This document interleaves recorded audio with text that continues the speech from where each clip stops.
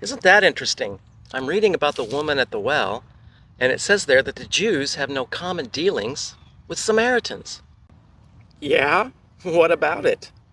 It's always kind of struck me odd that the moment Jesus exposes her sin, she immediately pivots to a centuries old conflict about where the right place is to worship.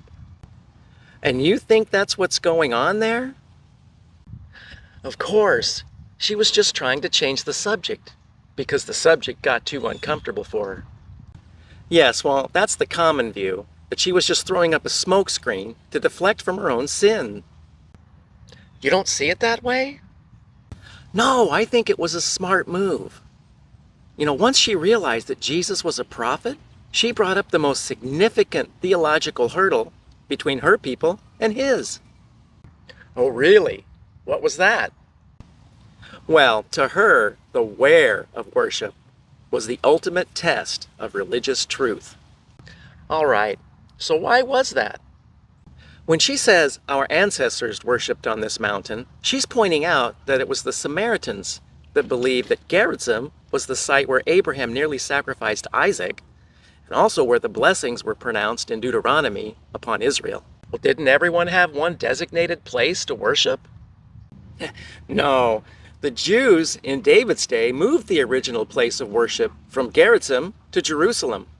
The Samaritans thought that was apostasy. Really? Well, this was a very serious conflict between the Samaritans and the Jews. The conflict was bitter. The Jews had even destroyed the Samaritan temple on Mount Gerizim about 150 years before this conversation took place. You don't say. By bringing it up, she's essentially asking, if you're really a prophet, solve this riddle. Who's right? Is God here or is he there? Well, now that's pretty scrupulous of her. Yes, it's incredible how Jesus responds. He doesn't just pick a side to win the argument. He tells her that there's a time coming when it won't be about Gerizim or Jerusalem. He shifts the entire foundation of worship from a physical geography to spirit and truth. Wow, that really is the ultimate plot twist. He acknowledges that salvation is from the Jews, but then reveals that the location of the mountain no longer matters, because the Messiah, the true temple, was standing right there in front of her.